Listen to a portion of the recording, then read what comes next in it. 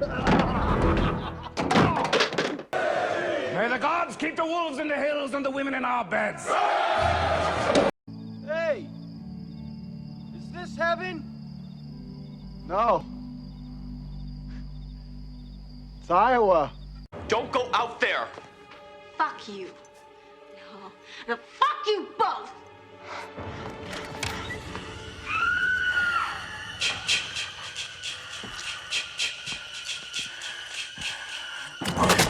Well, hello there, sexy monkeys. Welcome back to Sky Gene Experience. I'm Benjamin. Today is day 7 of 13. Why? Because next Friday is Friday the 13th. Yes, so I'm having a marathon and I'm reviewing every single movie, all 12, for you guys. I'm doing a franchise rankings at the very end.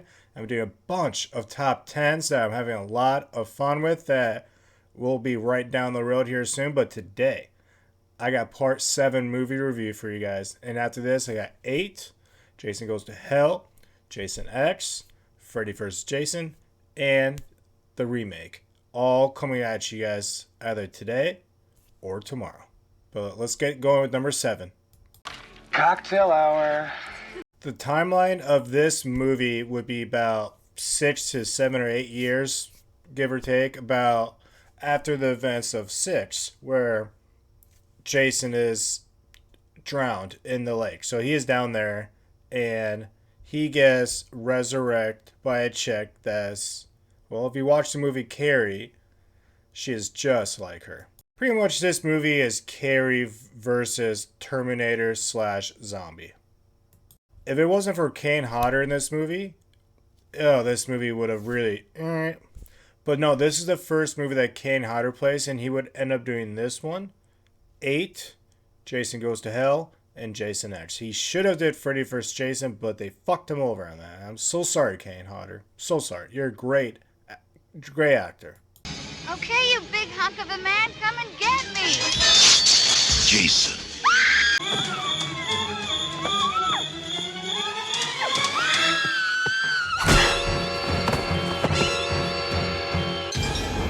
Story of this is there's a young girl named Tina. She is the one that's like Carrie. She can move stuff with her minds, and she accidentally kills her father in the beginning of the movie. She comes back down the road years later, and she's at the lake, and she's with this doctor that wants to abuse her psychic powers, because the more stressed out emotion she is, the more she can use her powers. And in doing so, she resurrects Jason from the lake. Jason comes out and kills everyone one by one. Next door to this chick, Tina, is a group of young kids. I call them the Young Blood cast.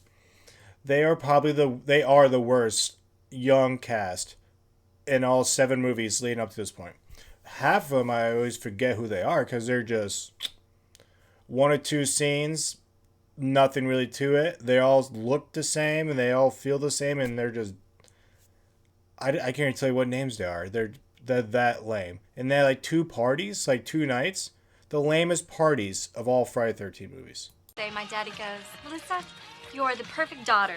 And he gives me these and says, to the best little girl in the whole world. Disgusting. You can really tell when they're in Tina's cabin is such a studio. So like when it's obvious you're in a studio, it's like I feel like I'm watching Roseanne. It just sticks out like a sore thumb, man. You come on, guys. Like part 4 did it perfectly with that cabin. It was you're not in no studio. You can tell you're in a cabin. Cool thing I didn't know during the opening scene when that narrator guy does that voice is really dope. That's actually the crazy Ralph from 1 and 2. That guy that played him, he did the voice for that. I did not know that. It was really good. It didn't even sound like him. But, you know, when you're acting, you change your voice a lot. There's a legend round here. A killer buried, but not dead. A curse on Crystal Lake. A death curse. Jason Voorhees' curse.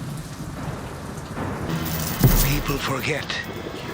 He's down there, waiting. Interesting though, the birthday boy, the one that gets the car stranded, I think it was Michael. He is the guy on Texas Chainsaw Massacre 3. Yeah, I just put two and two again. Like, why does he look familiar? Aha, that's why.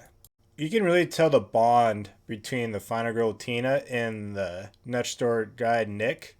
Their bond was just, you can tell the chemistry was off. And Tina as a final girl, she is definitely not the worst, but she's in the lower bracket. She's in the constellation bracket. There's not a spark to it. She's 26 years old when she made this movie. She was supposed to be a teenager.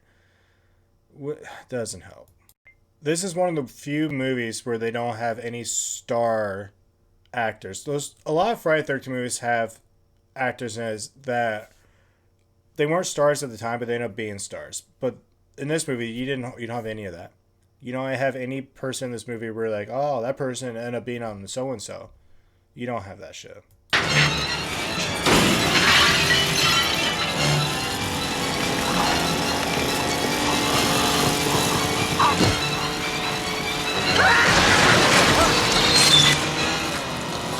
But at the end of the day, you had some pretty decently dope kills. One of my favorite ones is the one that it's like that really long weed whacker with a saw at the end of it, and you're like, "Rah, rah, rah, rah." That was pretty fucking cool. He is brutal in a lot of kills. There's this one kill he comes up from behind someone and just plows his fist right through him, dude. It was pretty cool. But overall, it's definitely on the lower side of the franchise up to this point. It's the 7th movie. It's gonna be down there. It's not that good. I mean, it's for a Friday the 13th movie. You're gonna get a little bit of everything. I will still give it a 6 out of 10 just because it just holds on just barely to have a decently enjoyable start to finish Friday the 13th movie. But after this, then it starts to, and I'm going to get right into that. But I'm curious in the comments below, what part of this movie did you guys enjoy? Do you guys think they should have did a complete different route? I mean, I totally understand the idea of doing it like a carry. Like, come on.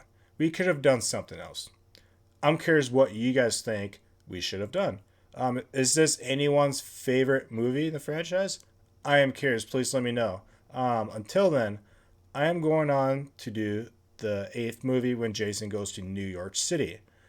Yeah, I enjoy this movie a little bit, but I'll get into it. But until then, sexy monkeys, remember, if you go to jail, do not drop the soap.